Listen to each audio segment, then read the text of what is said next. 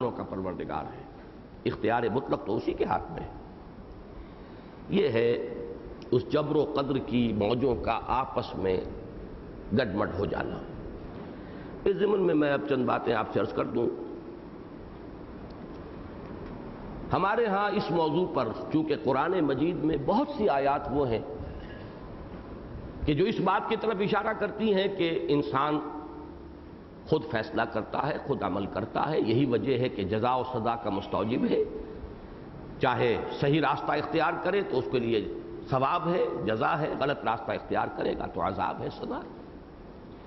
لیکن ساتھ ہی اللہ کی قدرت کاملہ، اللہ کی مشیت، یوں سمجھیے کہ مشیت مطلقہ، اس کا فیصلہ وہی ہے کہ جو کرتا ہے، فاعل حقیقی وہی ہے، فاعل مطلق وہی ہے، قادر مطلق وہی ہے۔ تو یہ آیات ہیں۔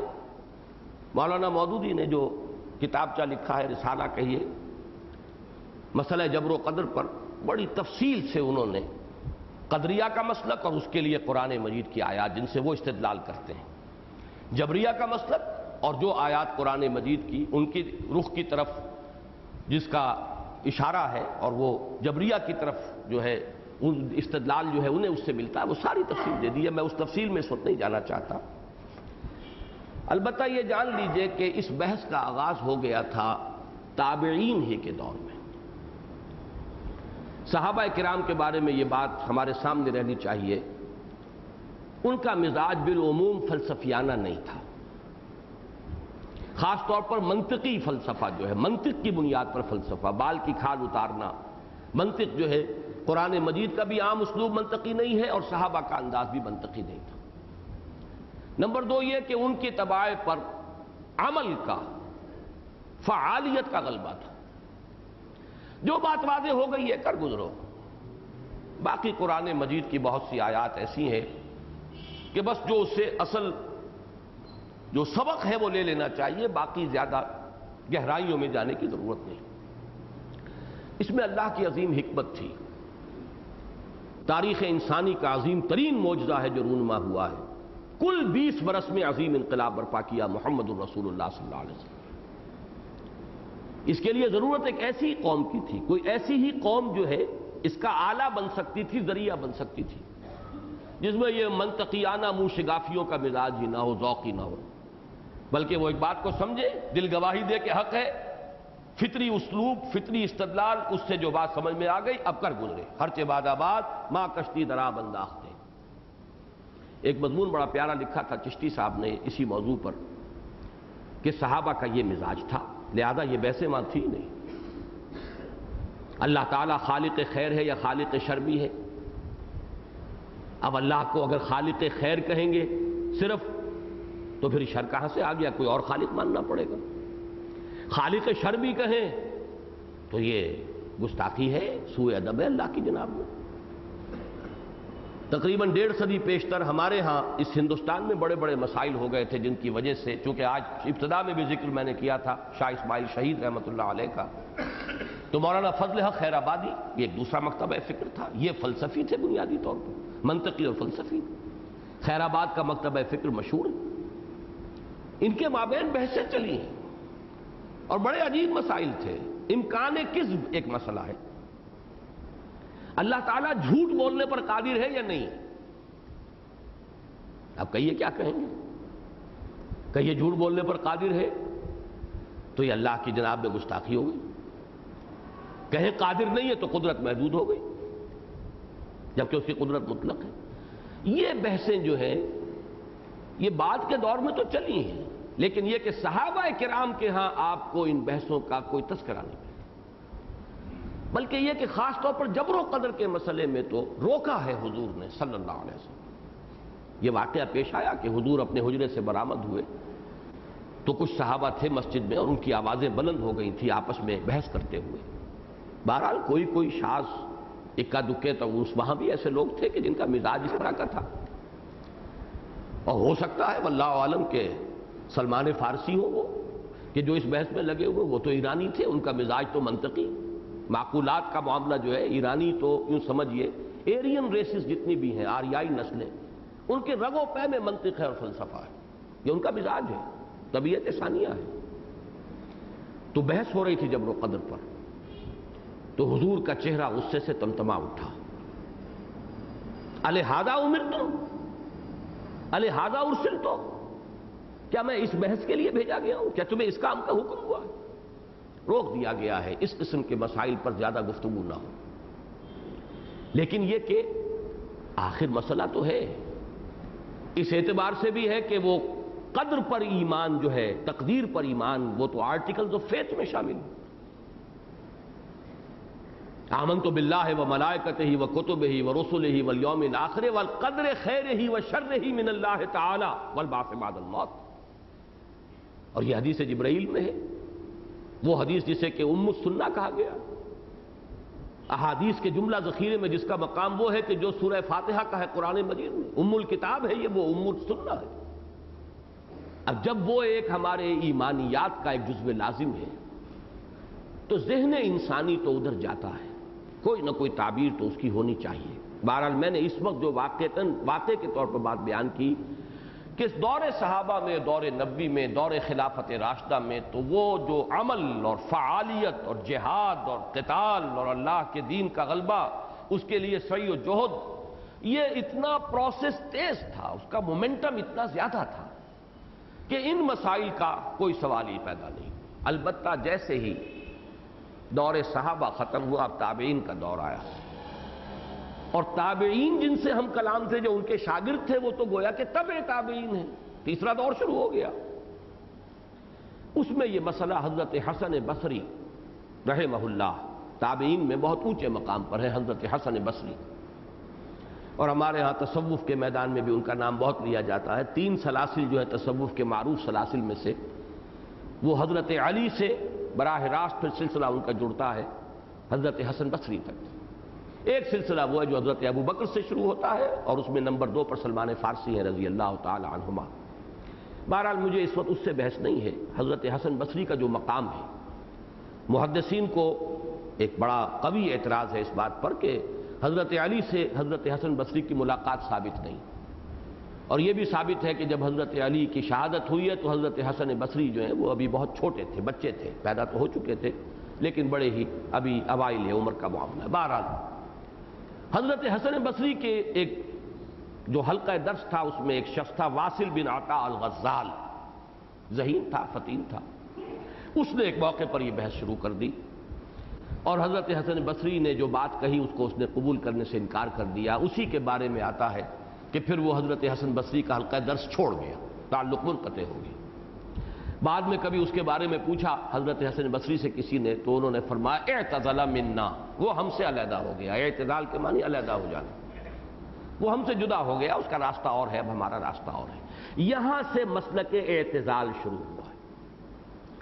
واصل بن عطا الغزال کا موقف یہ تھا کہ انسان اپنے فعل کا خود اختیار رکھتا ہے، قادر ہے، فعل کرتا بھی وہ خود ہے، اپنے فعل کا خالق بھی وہی ہے.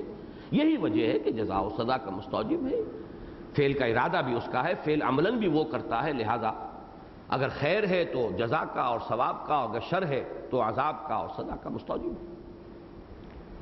اس سے اب آگے ہوتا یہی ہے کہ جب اس قسم کے مباحث جو ہیں جب شروع ہو جائیں تو پھر اس پر ردے جو ہیں وہ چڑھتے چلے جاتے ہیں. یہاں تک تو بات اگر تھی تو کوئی ایسی زیادہ غلط بات بھی نہیں تھی، اس لیے کہ جزا و سزا ہے، کچھ نہ کچھ تو اللہ نے قدرت انسان کو دی ہے، اختیار دیا ہے. لیکن اب اگر اگلی بحث آ گئی کہ کیا اللہ تعالیٰ خالق شر بھی ہے، تو دوسرا شخص جو ہے ابراہیم بن سیار النظام، اس نے ایک قدم آگے بڑھایا. اللہ صرف خالق خیر ہے، خلق شر کی نسبت اللہ کی طرف کرنا گمراہی. اور پھر جب اگلی نسل کے اندر یہ بات اور آگے بڑھی تو یہاں تک کہہ دیا گیا، یہ اعتزال کی پھر انتہا ہے کہ یہ لفظ کہنا، یہ عقیدہ کہ والقدر خیرہ وشرہ من اللہ تعالی، یہ کفر ہے. ایک علمی اختلاف جب تک علمی اختلاف رہے، ایک دائرے کے اندر رہے، کوئی حرج نہیں ہوتا، وہ اہل علم کے درمیان افہام و تفہیم جو ہے اس پر ہوتی رہے. لیکن جب شدت پیدا ہو جاتی، ایک منطقی انتہا تک ایک بات کو پہنچایا اور پھر اس میں شدت پیدا ہو گئی، اور یہ کہ اب یہ والقدر خیرہ وشرہ من اللہ تعالی، جو شخص یہ عقیدہ رکھتا ہے وہ کافر ہے. اس کے برعکس جو ہے اب ظاہر بات ہے جہاں پر بھی کوئی عمل ہوگا to every action there is an opposite and equal reaction. Third law ہے غالباً یہ نیوٹن کے جو 3 بڑے بنیادی قوانین ہیں. اس کا ریئیکشن پیدا ہوا تو اعتزال کی انتہا کے مقابلے میں جبر کی انتہا. یہ جہم بن صفوان جس سے کہ فرقہ جہمیہ ہمارے ہاں مشہور ہے، اس نے کہا انسان مجبور محض ہے، کوئی اختیار اسے حاصل نہیں، ارادہ بھی اس کا نہیں، فیصلے کی طاقت بھی اس میں نہیں، جو کچھ ہے اللہ ہی کرتا ہے، انسان مجبور محض ہے. جیسے جمادات ہیں، نباتات ہیں، انہیں کوئی اختیار نہیں، کوئی قوت نہیں، کوئی قدرت نہیں، جو بھی کچھ ہے اللہ کا قانون طبیعی ہے، اس کے مطابق ہو رہا ہے. انسان کو بھی اللہ نے ایک آلہ بنایا ہوا ہے اپنا، کرتا ہے جو چاہتا ہے، خود کرتا ہے. وہ جو میر کا شعر آپ کو بھی یاد آ گیا ہوگا، ناحق ہم مجبوروں پر یہ تہمت ہے مختاری کی، چاہے ہیں سو آپ کرے ہیں، ہم کو عبث بدنام کیا. یہ تو اللہ ہی کر رہا ہے. باقی جب سوال کیا گیا کہ پھر یہ اجر و ثواب کیسے اور سزا کیسے، یہ بھی اللہ کا ہے، اللہ چاہے جو کرے، جس کو چاہے عذاب دے، جس کو چاہے سزا دے. یہ بھی جبر ہے اس کا. جیسے کہ سادہ سے الفاظ میں میں کہوں آپ کی بکری ہے، جب چاہیں ذبح کریں کھا جائیں، کوئی آپ کو روک سکتا ہے؟ بکری آپ کی ہے. تو اللہ کی ملکیت ہے کل کائنات، انسان بھی اسی میں شامل ہے. اللہ جو بھی کرتا ہے وہ اس کا اختیار مطلق ہے. کسی کو جہنم میں ڈالے، کسی کو جنت میں ڈالے. جہنم میں ڈالے جانے والے اپنے اعمال کی وجہ سے نہیں ڈالے جائیں گے، اور جنت میں جانے والے اپنے اعمال کی وجہ سے نہیں جائیں گے، بلکہ یہ بھی جبر محض ہے، اللہ کی مشیت مطلقہ، جو چاہے کرتا. یہ ہے دوسری انتہا جبریت کی. اب ظاہر بات ہے پھر جیسے کہ وہ فلسفہ ہے، تھیسس، اینٹی تھیسس، سنتھیسس، پھر سنتھیسس بھی ہوتا ہے.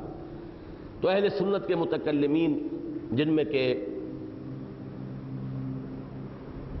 بہت مشہور ہے امام ابو الحسن اشعری، اشاعرہ کا عقیدہ، ایک اور امام ماتریدی، ان کے بھی دونوں کے درمیان تھوڑا تھوڑا فرق ہے. لیکن یہ کہ وہ مضمون یہ ہے کہ انسان کاسب ہے، فیصلہ کرنے کا اختیار اللہ نے اسے دیا ہے. البتہ یہ کہ خالق اعمال انسان نہیں، کچھ کر نہیں سکتا جب تک کہ اللہ کا اذن نہ ہو. یہی میں سمجھتا ہوں کہ معتدل مسلک ہے اہل سنت کا. باقی ایک بات میں عرض کر دوں کہ چونکہ یہ تقدیر کا مسئلہ ایمانیات کا ہے، اور ہم نے تنظیم اسلامی کے دستور میں ایمانیات کی بھی ایک تشریح دی ہے تاکہ تمام رفقا جو ہیں انہیں معلوم ہو. بعض دوسری دینی تحریکوں میں بھی وہ بحث، جہاں تک کلمہ طیبہ لا الہ الا اللہ محمد الرسول اللہ، اس کے تقاضے کیا ہیں، مقتضیات کیا ہیں، ان پر تو تفصیلی بحث ہوئی ہے اور ہم نے اس سے استفادہ بھی کیا ہے، اس میں کچھ اضافے کیے ہیں. لیکن یہ کہ اسلام سے پہلے ایمان ہے. آمنت باللہ کما ہوا باسمائہ وصفاتہ وقبلت جمیع احکامہ اقرار باللسان وتصدیق بالقلب. آمنت باللہ وملائکتہ وکتبہ ورسلہ والیوم الآخر والقدر خیرہ وشرہ من اللہ تعالی والبعث بعد الموت. اس میں جو چند جملے میں نے لکھے تھے، اب یہ آج سے یوں سمجھیے کہ کوئی 15-16 برس قبل کی تحریر ہے. بعض علماء کو بھی دکھایا، انہوں نے بھی اس کی تصویر بھی کی اور تحسین بھی فرمائی. تقدیر کے خیر و شر کا من جانب اللہ ہونا یہ ہے کہ اللہ تعالیٰ قادر مطلق ہے، اور مخلوقات میں سے کسی کے بس میں نہیں کہ بغیر اس کی اجازت محض اپنے ارادے سے کچھ کر سکے. لہذا جہاں جو کچھ ظہور پذیر ہوتا ہے، خواہ وہ کسی کو بھلا لگے خواہ برا، اللہ ہی کے اذن سے ہوتا ہے. اگر ایسا نہ ہو تو خدا کا عاجز و لاچار ہونا لازم آتا ہے. آپ جو چاہے کر گزرے تو مشیت مطلقہ اللہ کی کہاں رہی؟ وہ جو کہ ہر شے کا احاطہ کیے ہوئے، واللہ محیط بالکافرین، اللہ تو احاطہ کیے ہوئے. مزید برآں وہ عالم ما کانا و ما یکون بھی ہے، اس کا علم بھی کامل ہے، ماضی حال مستقبل سب کو محیط ہے. چنانچہ اس پورے سلسلے کون و مکان میں جو کچھ ماضی میں ہوا یا حال میں ہو رہا ہے یا مستقبل میں ہوگا، سب اس کے علم قدیم میں ہے. اسے معلوم ہے کیا ہوگا، اس کے معلوم، اسے علم ہے کہ میں کل کیا کروں گا. دیکھیے قدریہ جو ہیں وہ ادھر جاتے ہیں، چنانچہ اہل تشیع کا اور بعض معتزلہ کا یہ عقیدہ ہے. اہل تشیع نے تو اس کو باقاعدہ اپنے عقائد کی جو ہے بنیادی فہرست میں شامل کیا ہے۔ ایک یہ کہ اللہ پر عدل واجب ہے، اللہ پر واجب ہے کہ عدل کرے، جبکہ اہل سنت کا موقف یہ ہے کہ ہم یہ مانتے ہیں، جانتے ہیں کہ اللہ عدل کرے گا، لیکن اللہ پر عدل واجب نہیں ہے، اس کی مشیت مطلق ہے، کوئی شے اس کے اختیار مطلق کو لمٹ کرنے والی نہیں۔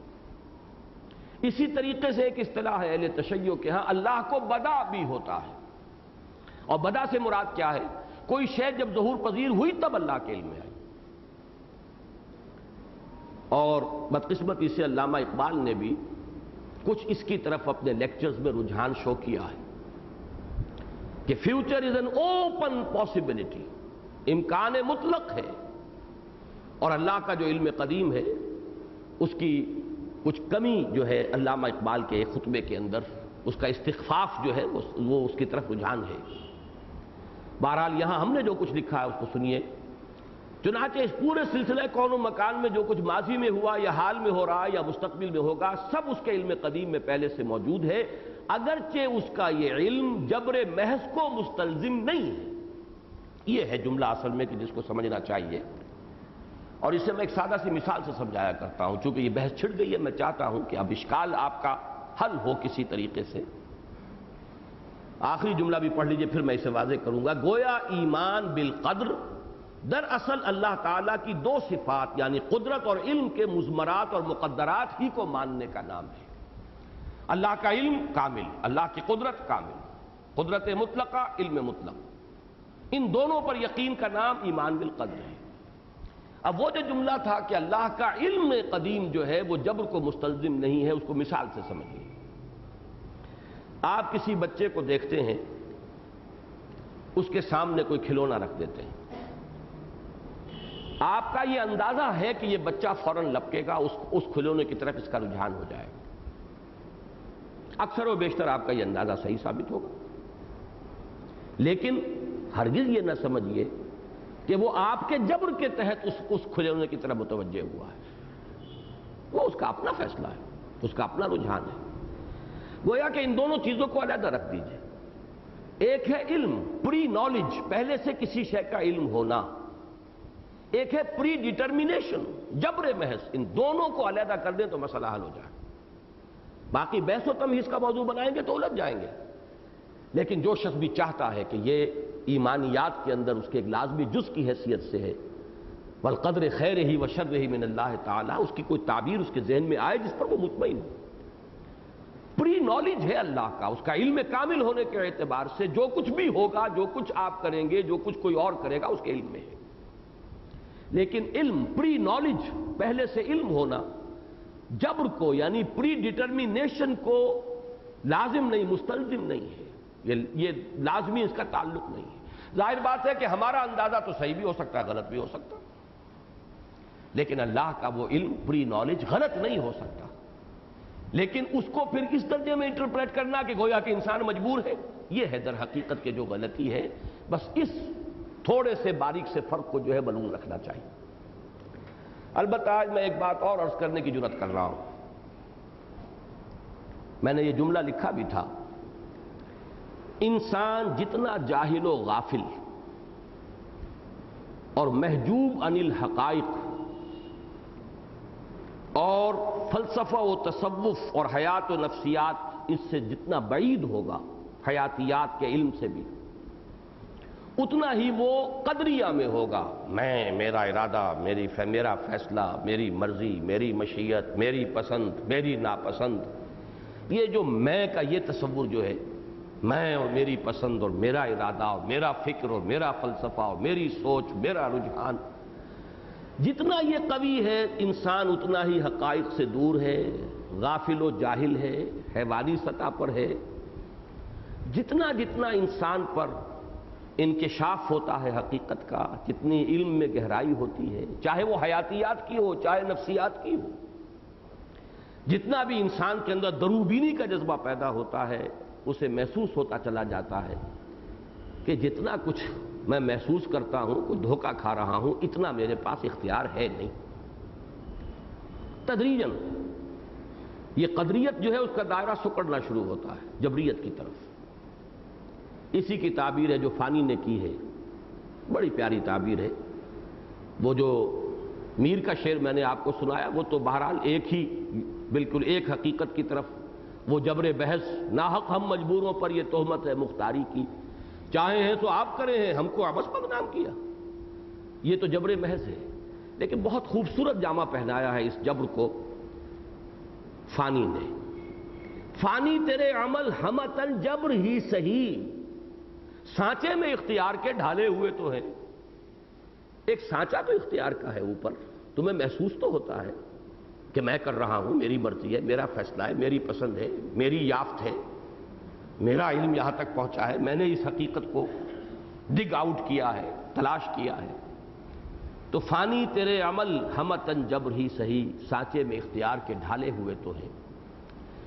اسی کے قریب کا ایک شعر ہے کیونکہ یہ شعر اور فلسفہ ان دونوں کا جو بلند سطح ہے ان کا یہ اہم موضوع ہے. اور اس کے ڈانڈے پھر میں آج عرض کر دوں جیسا شروع میں عرض کیا تھا یہ فلسفہ وجود ماہیت وجود وجود مطلق وجود قدیم وجود حادث وجود مطلق وجود محدود واجب الوجود ممکن الوجود یہ بڑی لمبی چوڑی بحثیں ہیں جس کے اندر آخری بات جو ہے وہ وحدت الوجود یا وحدت الشہود دو میں سے ایک کے سوا کوئی چارہ نہیں. اور شاہ ولی اللہ دہلوی رحمۃ اللہ علیہ کا آخری فیصلہ یہ ہے وحدت الشہود اور وحدت الوجود میں بھی کہ ان دونوں میں سوائے تعبیر کے ایک فرق کے کوئی فرق ہی نہیں ایک ہی بات ہے. جو بات کہی ابن عربی نے اور جو بات کہی حضرت مجدد نے رحمہم اللہ دونوں کا مفاد دونوں کا اصل جو نتیجہ وہ ایک ہی. بہرحال یہ دونوں مسائل جو ہیں فلسفیانہ مسائل ہیں باہم گتھے ہوئے ہیں. اس اعتبار سے ایک شعر اور آپ کو سنا رہا ہوں مجھے نہیں معلوم کس کا شعر ہے وہ بھی جیسے وہ شعر میں نے آپ کو سنایا سادہ سا ہے کہ قدم سوئے مرقد نظر سوئے دنیا کدھر دیکھتا ہوں کہاں جا رہا ہوں. اسی طرح کا ایک شعر ہے کہ بقدر پیمانہ تخیل سرور ہر شے میں ہے خودی کا. اپنا اپنا ایک پیمانہ تخیل ہے اس کے اعتبار سے ہر شے کے اندر خودی کا ایک احساس ہے اور یہ بڑا سرور انگیز احساس ہے. میں میری پسند میرا فیصلہ میرا اختیار میرا اکتساب. بقدر پیمانہ تخیل سرور ہر شے میں ہے خودی کا اگر نہ ہو یہ فریب پہم تو دم نکل جائے آدمی کا. ہے یہ فریب پہم. یہ میں ابھی دوسری بات انتہا والی بات کے لیے میں نے یہ چیزیں آپ کے سامنے رکھی ہیں کہ جتنا آپ غور کریں اب آج ہماری حیاتیات کا جو علم ہے جہاں تک پہنچ چکا ہے جینز کا تصور ہماری شخصیت ہماری حیت ہماری شکل ہمارا رنگ ہمارا روپ ہمارے یہ نقش و نگار یہ سب کچھ اور جس طرح یہ ظاہری شے انہی جینز کے اندر ہے ویسے ہی ہمارا مزاج ہماری افتاد طبع ہمارے میلانات ہمارے رجحانات سب کے سب انہی جینز کے اندر موجود ہیں. اب تو جینیٹکس جو ہے وہ انجینئرنگ کے دور میں جا رہی ہے. اب انسان جو ہے جینز کو بدلنے کے لیے کوشش کر رہا ہے کہ اپنی مرضی کے انسان بنا سکے اس لیے کہ جینز جو ہے ان کو ڈسٹرب کر کے ان کے اندر کوئی نئی حیت اور نئی کیفیت نیا امتزاج پیدا کر کے نئے اپنی پسند کے انسان بنا سکے. یہ وہی دجالیت کا فتنہ ہے جو اس انتہا تک جا رہا ہے کہ یہ تمام جو قوائے فطریہ ہیں اور قدرتی جتنے یہ فورسز ہیں یہ انسان کا اختیار اور اقتدار بڑھتے بڑھتے یہاں تک پہنچے. اب جینیٹکس نے تو آ کر ایسا اس معاملے کو جیسے میکڈوگل کا نظریہ ہے کہ وہ کہتا ہے کہ انسانی شخصیت کیا ہے یہ حاصل ضرب ہے انسان کے وراثتی موروثی اثرات اور ماحول کے اثرات. ایک تو سانچہ ہے جو قرآن نے اس کے لیے بڑا پیارا لفظ استعمال کیا ہے سورہ بنی اسرائیل کے درس میں اس کو تفصیل سے بیان کر چکا ہوں. شاکلہ کسے کہتے ہیں؟ شاکلہ شکل سے بنا ہے کسی کوئی صورت گری کرنے والی شکل دینے والی. جیسے کہ آپ مولڈ ایک بنا لیتے ہیں اب اس کے اندر آپ جو ہے پگھلا ہوا جو ہے وہ ڈالتے رہتے ہیں لوہا ہو یا جو بھی کچھ ہو وہ شکل تو لامحالہ اختیار کرے گا اس مولڈ کی.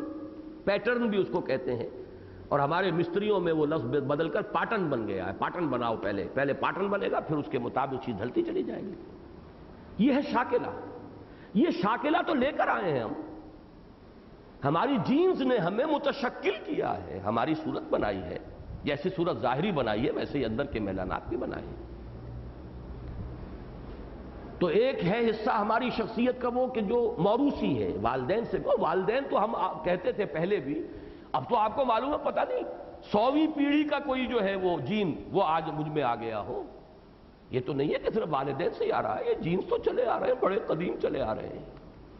اور نہ معلوم جو بھی، چونکہ یہ جیسا کہ تفصیل سے ہم دیکھ چکے ہیں سورہ قیامہ کے بعد، جو پھر میں نے درس دیا تھا جنین، علم الجنین کے بعض پہلو، کہ ایک مرتبہ جو منی کا اخراج ہوتا ہے مرد کی، کروڑوں اس میں جرثومے ہیں، اس میں سے کون سا جرثومہ جو ہے وہ بیضۃ الانثیٰ جو ہے اس کو فرٹیلائز کرے گا، کیا پتہ کس کے اختیار میں ہے، اس میں کس کے جینز آ گئے ہیں، کہاں سے آئے ہیں۔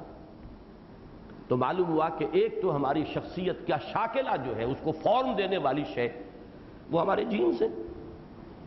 نمبر 2، جس ماحول میں انسان رہتا ہے اس حدیث کے اندر اسی کا تذکرہ ہے، قل کل مولود یولد علی الفطرہ فابواہ یہودانہ او یمجسانہ او ینصرانہ۔ ہر بچہ تو فطرت اسلام لے کر آتا ہے دنیا میں، یہ تو اس کے والدین ہیں جو اسے مجوسی یا نصرانی یا عیسائی بنا دیتے، ماحول کا اثر ہوتا۔ تو میکڈوگل کا فلسفہ جو ہے وہ یہی ہے کہ human personality is the product of hereditary factors and the environmental factors. ماحول کے اثرات اور جو بھی موروثی اثرات ہیں، ان دونوں کے مجموعے سے انسانی، یعنی یہ کہ نفسیات جدیدہ، حیاتیات جدیدہ جبر محض کی طرف جا رہے ہیں۔ آج کا سائنٹیفک مائنڈ جو ہے وہ تو انسان کو در حقیقت جبر محض کی تک پہنچا رہا ہے۔ تو جس دائرے سے بھی آپ آئیں گے، عقل، فہم، فکر، سوچ، درون بینی، حیاتیات، جینیٹکس، معلوم ہوا کہ یہ سارا جتنا کچھ ہم سمجھتے ہیں کہ ہم فاعل ہیں، مختار ہیں، جو چاہتے ہیں جو ہم کرتے ہیں، ہمارا چوائس ہے، ہمارا جو ہے فیصلہ ہے، اس کا بہت بڑا حصہ جو ہے وہ فریب پہم ہے، وہ دھوکہ ہے۔ بقدر پیمانہ تخیل سرور ہر شے میں ہے خودی کا، اگر نہ ہو یہ فریب پہم تو دم نکل جائے آدمی کا۔ لیکن میں نے ان دونوں چیزوں کو بیان کرنے کے بعد جو آخری بات عرض کر رہا ہوں وہ یہ ہے، اس سب کے باوصف یقیناً کوئی نہ کوئی اختیار ہے جو اللہ نے دیا ہے، چاہے وہ نقطہ ہی ہو۔ میں نے کہا تھا نا کہ دائرہ جو ہے سکڑتا چلا جاتا ہے اختیار کا، جتنے ہم غافل و جاہل ہوں گے ہم اپنے آپ کو مختار سمجھیں گے، اور فیصلہ اپنا کرنا، اس کا ہمارے اندر ایک سرور ہوگا اپنی خودی کا اور اپنے فیصلے کا اور اپنے چوائس کا۔ جتنی جتنی فکر کی گہرائی، سوچ، مشاہدہ، درون بینی، پھر یہ سائنسز، ان سب کے اندر آ کر انسان کا جو ہے وہ قدرت کا دائرہ محدود ہونا شروع ہوتا ہے اور جبر کی طرف انسان بڑھتا ہے۔ لیکن یہ ماننا پڑے گا کوئی نہ کوئی، چاہے بڑا ہی مائنیوٹ ایکسپیکٹ ہے، لیکن ہے ایک اختیار جو اللہ نے دیا ہے۔ اب یہ کہ ہر فعل جو ہم کرتے ہیں اس میں کتنا حصہ ہمارے اختیار کا ہے، کتنا اس کے اندر جبر کا حصہ، یہ اللہ جانتا ہے، آپ نہیں جان سکتے۔ کوئی شخص کتنی لیمیٹیشنز لے کر پیدا ہوا ہے، کس کے اندر خیر کے کتنے رجحانات تھے اس کے جینز میں اور شر کے کتنے تھے، اللہ جانتا۔ کوئی کتنا ہینڈی کیپ تھا اور کوئی کتنا پیدائشی طور پر پریولیج تھا، اللہ جانتا۔ پھر کس کو کتنا ماحول اچھا ملا اور کس کو کتنا ماحول برا ملا، اللہ جانتا ہے۔ ان دونوں کے اندر انسان کا اپنا ایک چوائس ہے جو کار فرما ہے۔ نتیجے کے اعتبار سے تو ہو سکتا ہے کہ ایک شخص جو ہے بہت زیادہ ہمیں اس کے اندر خیر نظر نہ آ رہا ہو، شر کا پڑا غالب نظر آئے، لیکن اندر وہ جو کچھ کر رہا ہے، جو سٹرگل کر رہا ہے، جتنی محنت اس نے کی ہے، کتنا پابند تھا وہ، کتنا پاب جولا تھا، کتنی اس کے اندر لیمیٹیشن تھی، اس میں کتنی اس نے یافت کی ہے، یہ اللہ جانتا ہے۔ لہذا وہ فیصلہ کرے گا، وہ حساب کرے گا، کوئی شے اس کے علم سے خارج نہیں۔ اس لیے کہ یہ شے جو ہے اگر یہ نہ ہو تو واقعہ یہ کہ ماننا پڑتا ہے، پھر جزا و سزا، جنت و دوزخ، انسان کا مقام، یہ پھر بالکل ہی ایک غیر منطقی، غیر معقول بات نظر آتی ہے۔ جبر محض یہ دین کے اس پورے صغرا کبرا کو باطل کر دیتا ہے۔ قدرت محضہ وہ ہمارے مشاہدے اور ہمارے فکر اور ہماری سوچ کے خلاف ہے۔ اصل حقیقت یہی ہے کہ ایک امتزاج ہے جبر و قدر کا، ہمیں ایک اختیار بھی دیا ہے، چوائس بھی دیا گیا ہے، لیکن بہت کم ہے، اور زیادہ پلڑا ہمارے اوپر، زیادہ غلبہ جبر کا ہے، ان فیکٹرز کا ہے کہ جن پر ہمارا کوئی اختیار نہیں۔ میں جن جینز کے نتیجے میں وجود میں آیا ہوں وہ میرا چوائس نہیں تھے، میں جس گھر میں پیدا کیا گیا وہ میرا چوائس نہیں تھا۔ کسی کی آنکھ کھلی ہے شاہ ولی اللہ کے گھر میں، اور کوئی شخص جو ہے وہ آنکھ کھول رہا ہے جلال الدین اکبر کے محل میں، ظاہر بات ہے زمین و آسمان کا فرق ہے۔ وہاں پیدا ہوتے ہی کیا اثرات اس کے اوپر پڑنے شروع ہوئے، اور دوسری طرف کتنے برعکس جو ہیں، چاہے سمجھا یہ جائے کہ وہ بڑا خوش قسمت ہے کہ جو اکبر کے ہاں جس کی ولادت ہوئی ہے، لیکن یہ کہ حقیقت میں تو اصل خوش نصیب وہ ہے کہ جس نے آنکھ کھولی ہے شاہ ولی اللہ کے گھر میں۔ لیکن یہ تمام چیزیں کسی کی چوائس پر نہیں ہیں، کسی کے فیصلے پر نہیں ہیں۔ تو حقیقت یہی ہے، لیکن یہ کہ یہ مسائل چونکہ ہیں اتنے ہی پیچیدہ، لہذا قرآن مجید اس کو اس طرح بیان کرتا ہے کہ جس میں دونوں طرف کہنے کی گنجائش تو ہے، لیکن جیسا کہ میں نے عرض کیا اگر کوئی شخص واقعتاً حقیقت کو جاننا چاہے تو دل مطمئن ہو جاتا ہے اس پر کہ ایک طرف اللہ کی صفت قدرت مطلقہ کو سامنے رکھے، ہماری ہر مشیت، ہمارا ہر ارادہ تابع ہے اذن رب کے، کچھ نہیں ہو سکتا ہمارے کی اگر اللہ نہ چاہے۔ ہم پتہ تک نہیں ہلا سکتے، اپنی انگلی نہیں ہلا سکتے، ہم اپنا ہاتھ نہیں اٹھا سکتے اگر اللہ نہ چاہے۔ اس کی قدرت مطلقہ جو ہے محیط ہے اللہ کی ہم پر اور ہمارے تمام افعال و اعمال پر۔ دوسری طرف اللہ کا علم کامل ہے، اسے بدا نہیں ہوتا، بلکہ اس کا علم قدیم ہے، ہمیشہ سے، اسے ہمیشہ سے معلوم ہے کہ وہ کس وقت کیا ہونا ہے، اس کا علم جو ہے کسی اعتبار سے اس میں کمی نہیں ہے۔ لیکن یہ علم کامل جبر کو مستلزم نہیں ہے، اللہ نے ایک اختیار جس درجے میں بھی رکھا ہے وہ ہے، اور وہ انسان خود ایکسرسائز کرتا ہے اور اس کے نتیجے میں سزا و جزا کا مستوجب ہو جاتا ہے۔ اب آخری آیت پر آئیے، یدخل من یشاء فی رحمتہ۔ اب یہاں پھر دیکھیے چونکہ دو آیتیں آئی تھیں جو قدرت کی طرف، انسان کے فیصلے کی طرف اشارہ کر رہی تھی، اما شاکرا و اما کفورا شروع میں، فمن شاء اتخذ الی ربہ سبیلا، یہ اس مقام پر دو ہی آیتیں اب آ رہی ہیں، وما تشاءون الا ان یشاء اللہ ان اللہ کان علیما حکیما۔ اللہ تعالی علیم اور حکیم ہے۔ علیم کا لفظ تو یہاں آئی گیا جو میں نے عرض کیا ہے کہ تقدیر کے عقیدے کا اصل تعلق جو ہے اللہ کے علم سے، اللہ کا علم کامل، اور علم کامل ہی نہیں، علم قدیم جو ہمیشہ سے، وہ حکیم بھی ہے، اس نے حکمت کے تحت انسان کو ایک، چاہے وہ ذرہ ہی ہے، بعض اوقات اصل فیصلہ کن ہے وہ ذرہ ہوتا ہے، ایٹمک قوت جو ہے وہ کہاں سے نکل رہی ہے، لہو خورشید کا ٹپکے اگر ذرے کا دل چیریں، چاہے وہ ذرہ ہی ہے، چاہے ہمارے اوپر جبر کے پردے بہت دبیز ہیں، لیکن ان پردوں کے اندر کہیں ایک ذرہ اختیار اور اقتدار کا ہے، وہ فیصلہ ہمیں اللہ نے کرنے کا اختیار دیا ہے۔ تو فرمایا وہ علیم اور حکیم ہے، اور اس نے جو کچھ بنایا ہے اپنی حکمت کاملہ کی بنیاد پر بنایا ہے۔ لیکن دوسری آیت میں پھر یدخل من یشاء فی رحمتہ، وہ داخل کرے گا یا داخل کرتا ہے جس کو چاہتا ہے اپنی رحمت میں، اس کا وہ پھر وہ فری چوائس ہے، جس کو چاہے چن لے۔ کوئی شخص ایمان بھی نہیں لا سکتا اگر اللہ کی طرف سے توفیق نہ ہو، اللہ اگر توفیق نہ دے انسان کے بس کا کام نہیں۔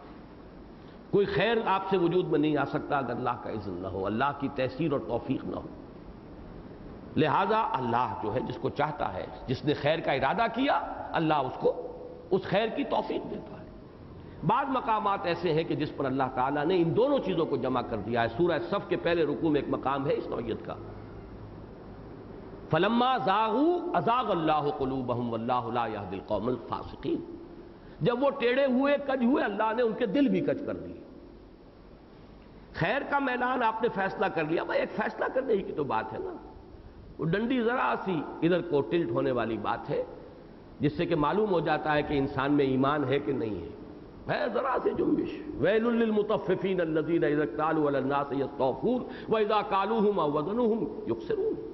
ذرا سی جنبش بتا رہی ہے اس میں ایمان نہیں، یا تو یہ اللہ کو مانتا ہی نہیں، یا اللہ کو حاضر ناظر نہیں سمجھتا، یا اللہ کے حضور میں دوبارہ حاضری کا اسے یقین نہیں، ورنہ یہ ڈنڈی جو ہے حرکت اس طرح کرتی نہ۔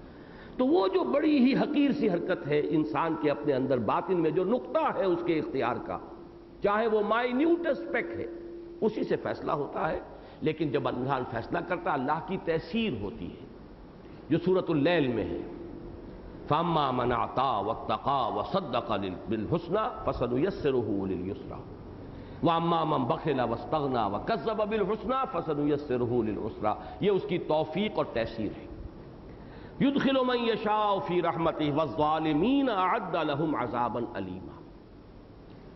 اس ٹکڑے کا جوڑ بھی مل گیا آیت نمبر 4 سے، اول و آخر اس کو کہتے ہیں العود الی البد۔ قرآن مجید کی بہت صورتوں میں یہ اسلوب ہے، جس مضمون سے صورت شروع ہوتی ہے آخر میں بہت سی بحثیں مختلف گوشوں کے اندر پھیل کر پھر سکڑ اور سمٹ کر اسی نقطے پر آ جاتی ہیں۔ اسی لیے میں نے کہا تھا پہلی 3-4 آیتیں بہت اہم، اور آخری یہ آیات جو ہیں، دوسرا رکوع تو پورا کا پورا بڑا حکمت اور فلسفے کے بڑے اہم اور غامض مسائل جو ہیں ان سے بحث کر رہا ہے۔ وہاں پر بھی فرمایا تھا چوتھی آیت میں، اگرچہ اختیار ہم نے تمہیں دیا ہے، اما شاکرم و اما کفورا، لیکن یہ نہ سمجھنا کہ نتیجے کے اعتبار سے یہ چیز جو ہے برابر رہے گی۔ نتیجہ یہ ہے کہ انا اعتدنا للکافرین سلاسل واغلالا وسعیرا، ہم نے کافروں کے لیے تیار کر رکھا ہے، بڑی لمبی لمبی زنجیریں بھی ہیں جن میں جکڑے جائیں گے، طوق بھی ہیں، اور سعیر بھڑکتی ہوئی آگ بھی۔ اس آیت میں بھی وہی فرمایا، یدخل من یشاء فی رحمتہ، داخل کرتا ہے جس کو چاہتا ہے اپنی رحمت میں، والظالمین اعد لہم عذابا الیما، اور ظالموں کے لیے اس نے تیار کیا ہوا ہے دردناک عذاب۔ یہاں ایک بحث ہے لغوی یا نحوی کہیے کہ ظالمون نہیں کہا، ظالمین کہا، کیوں؟ اصول یہ ہے کہ یہ جملہ جو ہے اگر ظالمون ہوتا، رفع میں ہوتا یہ، تو جملہ اسمیہ بن جاتا، اور جملہ اسمیہ کا عطف جو ہے جملہ فعلیہ پر، یدخل من یشاء فی رحمتہ، جملہ فعلیہ ہے، یہ مناسب نہیں، لہذا اس کا عطف ہوا ہے تو یہاں پر ایک فعل ہی کو محذوف ماننا پڑے گا، یدخل من یشاء فی رحمتہ ویعذب من یشاء وعد لہم عذابا الیما، ویعذب الظالمین، اور وہ ظالموں کو عذاب دے گا۔ اس کے بعد چاہے حرف عطف لے آئیے وعد لہم عذابا الیما، اور چاہے اسم موصولہ لے آئیے وَيُعَذِّبُ الظَّالِمِينَ الَّذِينَ أَعَدَّ لَهُمْ عَذَابًا أَلِيمًا، اور وہ عذاب دے گا اور سزا دے گا ظالموں کو، اور ان کے لیے اس نے تیار کر رکھا ہے بڑا دردناک عذاب۔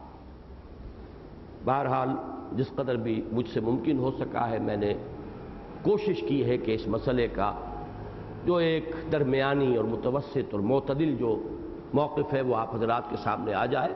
باقی یہ بحث بڑی پیچیدہ ہے، جیسے وہ فلسفہ وجود مشکل، ویسے ہی یہ جبر و قدر کا مسئلہ بہت مشکل ہے۔ اس میں انسان اگر بعض آیات کو لے کر منطقی نتیجے نکالنا شروع کرے تو پھر وہ ایک انتہا تک پہنچ جاتا ہے، جس سے کہ اللہ تعالیٰ کے علم قدیم کی بھی نفی ہو جائے گی، قدرت مطلقہ کی بھی نفی ہو جائے گی۔ دوسری آیات کو لے کر اس کی کڑیاں جوڑتا ہوا منطقی انتہا تک لے جائے تو جبر محض ہوگا، گویا کہ انسان کو سرے سے کوئی اختیار نہیں۔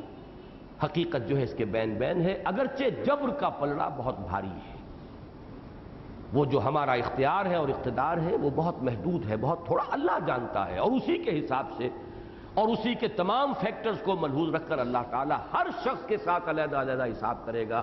یہی وجہ ہے کہ یہ قرآن مجید میں کئی مقامات پر واضح کر دیا گیا ہے کہ حساب وہاں ہونا انڈیویجولز کا، کلہم آتی ہے یوم القیامت فردا، ہر فرد ہوگا، اس کا شاکلہ کیا تھا، وہ کس جینز کے ساتھ گیا تھا دنیا میں، کیا ماحول اسے میسر آیا، پھر اس نے اس میں کیا کیا، اس کا رجحان جو ہے آیا وہ شرعی کی طرف اس کا رجحان بھی تھا تو وہ ظلمات بعضها فوق بعض، اس کے جینز میں بھی تھا، اس کے ماحول میں بھی تھا، پھر اس کا اپنا فیصلہ بھی یہی ہوا، پھر تو ٹھیک ہے بکٹر دوڑتا چلا گیا وہ شر کی طرف۔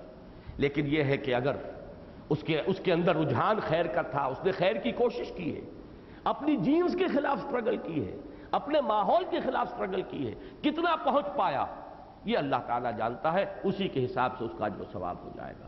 بارک اللہ لی و لکم فی القرآن العظیم ونفعنی وإیاکم بالآیات والذکر الحکیم۔